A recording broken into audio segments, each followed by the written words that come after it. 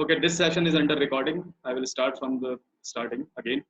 So we have made a classification on the basis of, in the previous lecture, we have seen how memories are connected to the processor and how they were arranged in the order on the basis of certain parameters. And those parameters were cost, speed, memory access time, data transfer rate, and reliability.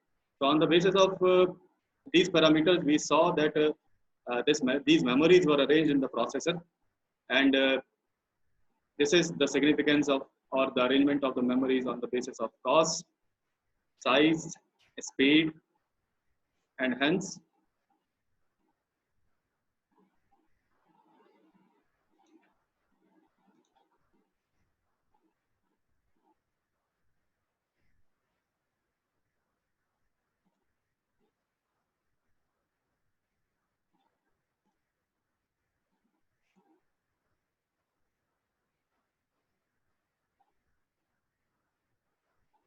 so the classification of memory was being done.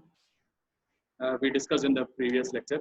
These were the types of the memory. Memories were basically classified broadly into two categories. One is volatile and one is non-volatile.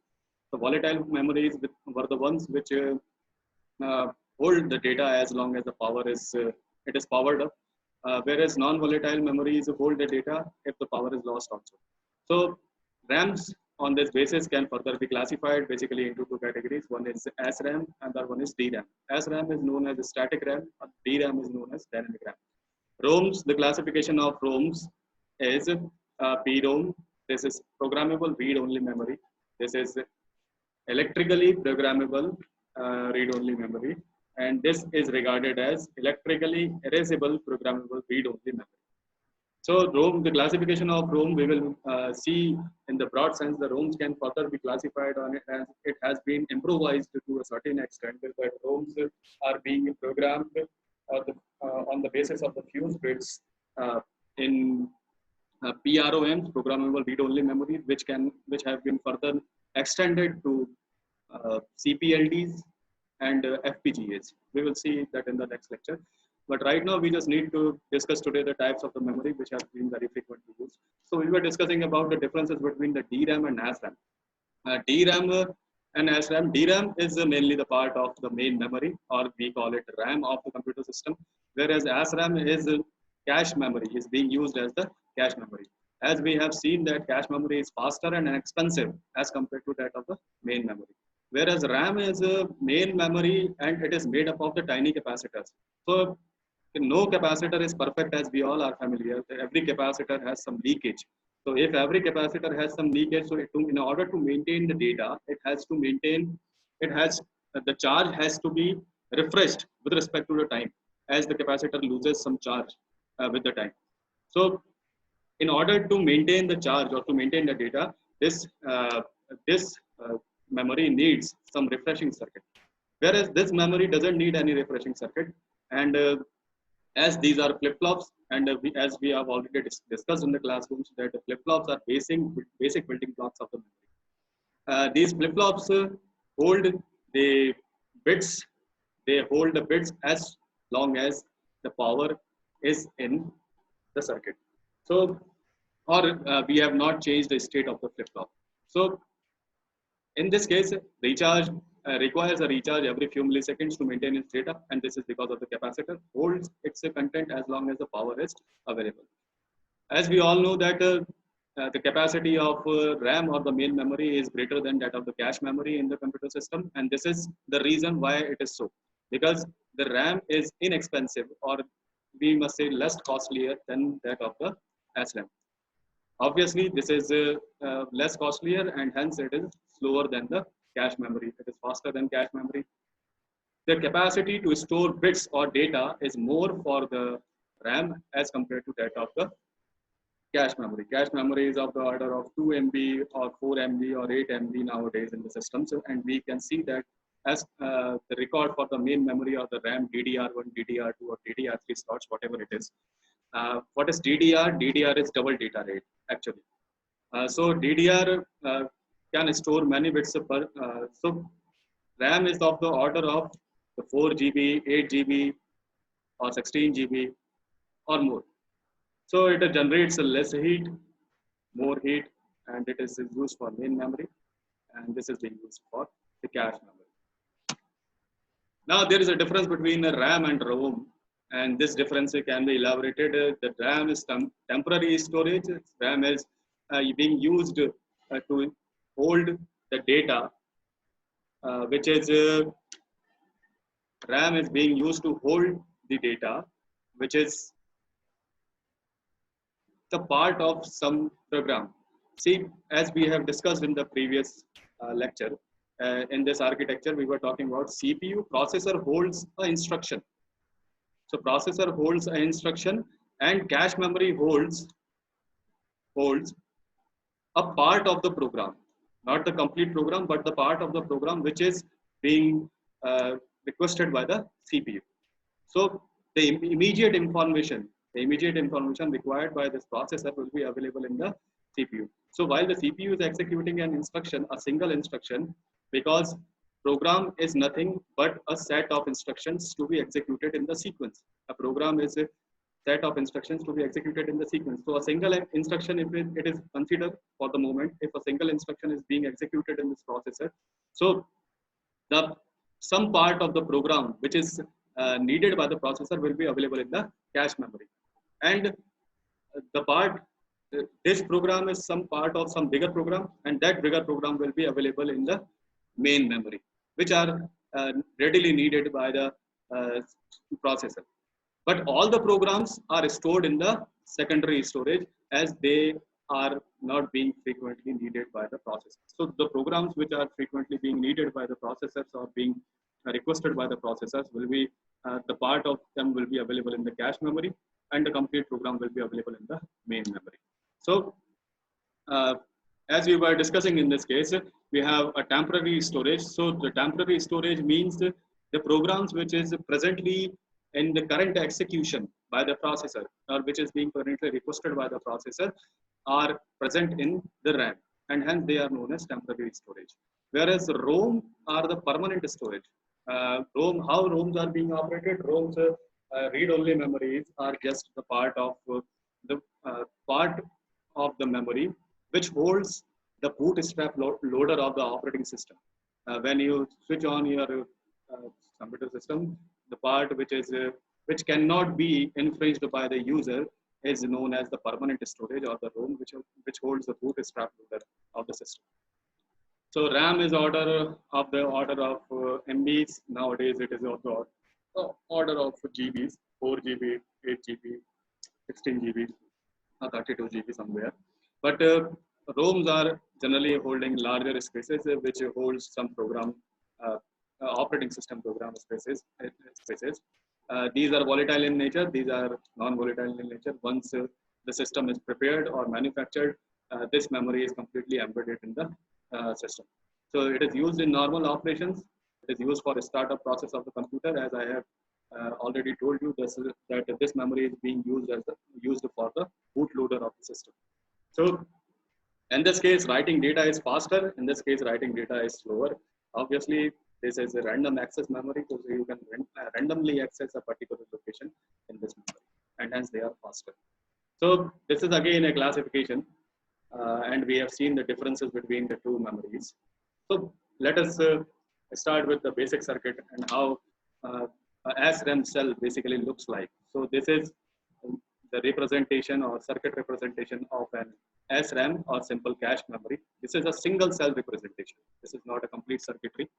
We are just representing a single cell which holds a single bit of data. So what is this? Basically, in this case, we have two inverters connected back to back, and these two inverters connected back to back holds the data.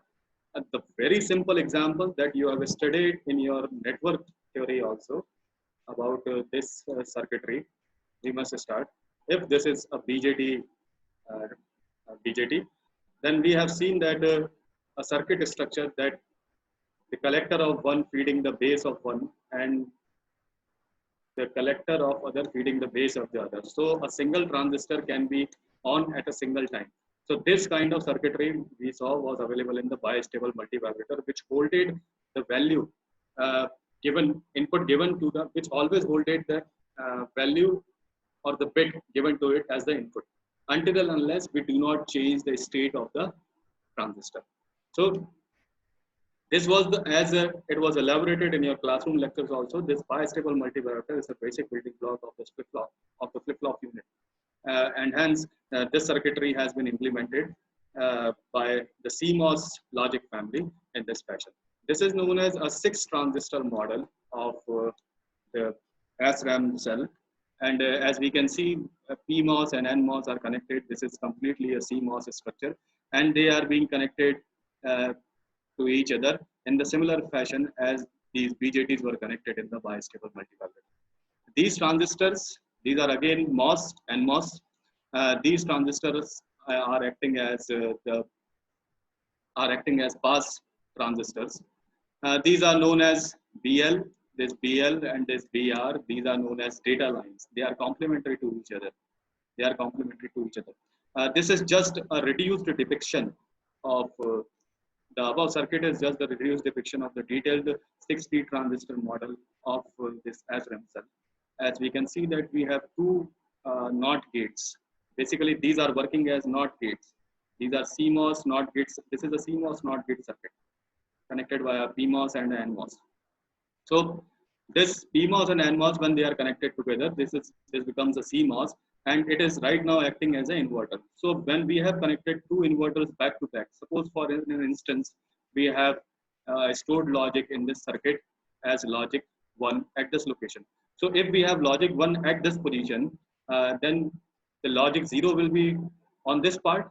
And if the logic 0 is if this transistor is off, if this transistor T2 is off, then this logic 0 is being fed to this inverter and logic 1 is being maintained at this part. So as we can see that until and unless this transistor and this transistor is off, this result or the data will be maintained in this part of the memory until and unless the supply to this SRAM cell is maintained. And hence it has the capacity to hold the data or store the data. And this is known as a memory element, and hence this becomes a memory element which can hold a bit that was written into this memory cell. So how read and write operation is basically performed in a SRAM cell. Let us see that.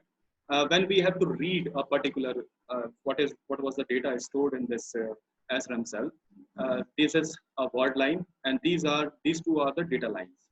So what actually becomes in order to switch on this transistor, these two transistors are pass transistor T2 and T3. They are pass transistors. So when the word line becomes high, means we have gate voltage set as 1. All right. When we need to read or write, we need to make this word line high. So when the word line becomes high, the voltage will be available at the gates of these two NMOS transistors. And when the voltage is available at the gates of these two NMOS transistors, there will be a voltage difference between the two. And whatever the logic is available, whatever the voltage is available at this point will be available on this data line also. Will be available on this data line also. So in order to read a particular part or what is stored, what is the bit stored in this SRAM cell, what we do, we put this word line as 1. We set this word line as 1, and whatever the voltage available will be placed on this data line. Then these data lines are connected to a sense amplifier at this point. And these sense amplifier then senses that whether bit 1 or bit 0 is present on the system, and read operation is performed in a SRAM cell. When we are writing to the SRAM cell, what we do, in order to write to the SRAM cell, obviously the word line again has to be placed at high position at bit 1. So when the word line is placed high, again this transistors will be on. Suppose if we have to write in this position, so let us see how we write to this part. Write operation is basically somewhat similar to the read operation. The only difference that lies in this case will be Let us see. So if we are writing to this part, word line is set as 1. Suppose initially we have the position of this bit as 0 and this part was 1. So if this was 0 and this was 1, so word line is made high in order to write. So whatever we want to write, suppose we want to write bit 1 to this SRAM cell. So we will make this data bit, we will place that this data line will be set as high. And when this data line is set as high, there will be some voltage difference between the two. Now this transistor is on, then we have a path for the current to flow to this part, and then the current will flow to this part, and this position or this bit will be holded as 1. And the similar process will happen on this part, but there will be a different process because bit 1 is mentioned because this data line is just complementary to this data line. If it is 1, this data line will be 0. And if it is 0, then the current will flow through this path and this will discharge. So previously the state was 1 in this case will be maintained to 0. Previously the state was 0 in this case will switch over to the state 1. Means we have written 1 to this part and 0 to this part. And hence now their states will change and the write operation is performed. Suppose in this case the previous state was 1 instead of 0. We were having the previous state as 1 on this part. So if the previous state was 1 in this part, this transistor is on, but this data line is already high. If this is 1, so there is no voltage difference between the two, and the data will remain same. No current flow will take place at this point, no drain current will flow, and hence the data will remain 1. And in this case, data will remain 0. So if a write operation is being performed, if we are going to write the same bit, there will be no voltage difference and the data will remain maintained.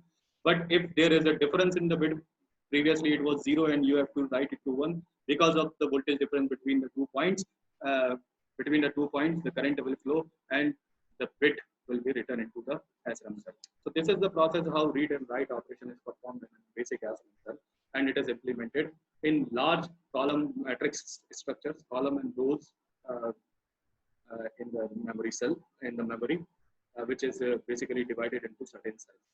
So it's a matrix operation, and it is done very largely. So the next part is to discuss the main memory part, that is of DRAM. So DRAM is dynamic RAM, and dynamic RAM basically it, as we have discussed previously, this holds a capacitor. The capacitor is holding some charge, and it holds the charge until and unless this transistor remains off. Means this is the data line in this case, and this is the word line, which was previously discussed in SRAM cell also. This was word line, this was data line. So in this case, this is word line, this is data line. So word line, what word line holds? Word line holds the address. Word line holds the address. All right. And data line holds the data. Bit line or data line holds the data. This is data. Whether read or write operation is being performed, it will be performed on the data line. And the address supplied by the processor will be seen by the word line. So when a processor is, suppose if it has asked for the certain location in the DRAM for that particular cell. So suppose this was the cell that the processor asked for. If the processor asks for this cell, so it will generate a series string of bits, and for this cell address located at this cell, this bit will be high. So this word line will be set high. When this word line is set high, suppose it wants to read from this cell, the capacitor was initially charged to the voltage level 1. So the capacitor, when initially charged to the voltage level 1, because this word line will be high, and if this word line is high, this transistor will turn on, and right now the capacitor is holding charge because this capacitor has no path to discharge because this transistor is off. But when we are performing a read operation, this word line is high. If we are performing a read operation, this word line is high and the capacitor is holding charge, then it will get the path to discharge. Then it will get the path to discharge because of the voltage difference between the two. So whatever the charge is available on this part will be placed on this word line, and hence this will read 1 if it is a 1. But if the capacitor was initially 0 and you turn on this uh, transistor, then there is no charge. This word line will read 0 from this capacitor, and hence the logic read will be regarded as 0. Whereas this opposite process can be performed in case of, or the same process can be performed in case to perform the write operation. What we do in case of write operation, suppose the capacitor initially is completely charged and the word line is set high. This transistor turns on as the word line is set high. Now the bit line or the data line holds the logic 1. So if the capacitor initially was 1 and you want to write the logic 1, so capacitor if you want to write, this will be regarded as 1. The capacitor is initially 1, so there will be no charge difference, there is no voltage difference and no current will flow, and the capacitor will maintain the state 1. But if the capacitor is at the state 0 and now the bit line is set high to maintain to write to this particular capacitor. So when this word line is high and the transistor is on, because of this voltage difference, there will be some current and it will charge up this capacitor from this data line, and this this capacitor will change its state from 0 to 1, and hence a write operation will be performed on this DRAM cell. So this is the basic operation of SRAM and DRAM read-write operations, how this is being done on the memory cells. Let us see the different types of ROM and what is the basic use of ROM. So ROM is used for storing programs that are permanent residents of the system, as we have already discussed that bootstrap loader is the part of the main memory which is needed for storing the system files. Basically, they are known as system files, and which cannot be accessed by the user itself. It just can be accessed by the operating system of that particular computer architecture. So we can classify basically ROM into 5 categories in this part. Read-only memories, then PROMs, PPROMs, WPROMs, and flash. So let us see what a ROM is and how these memories are expanded in an architecture and arranged in an architecture. So this is a RAM structure, as we can see. The pins you can see in this RAM, we have a 128x8 RAM structure. Whereas this part represents data lines. These are known as data lines of the memory. Whereas this part represents the lines or the memory locations this RAM is capable of addressing. So 128 is nothing but 2 raised to the power 7. So 128 is 2 raised to the power 7 means the 7 bits, it can address 128 locations. Obviously, it can address 128 locations, but the bits needed to represent 128, address 128 locations will be represented by, address will be represented by the 7 bits only. So by using 7 bits, we can address 128 address locations of this RAM, and the bits used for the reading data or writing the data into this RAM will be 8 bits first. So the capacity of a memory location will always be represented as 2 raised to the power m cross n.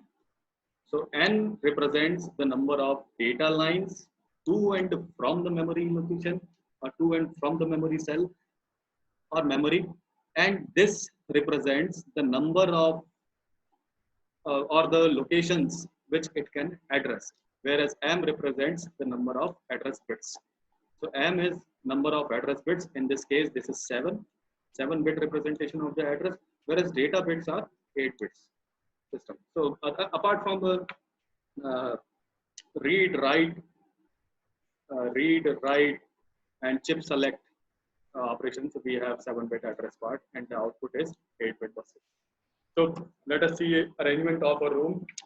This is a room, 512 cross 8 room, and we can see again we have 8-bit data bus, whereas the address is represented by the 9 bits, as 512 is 2 raised to the power 9.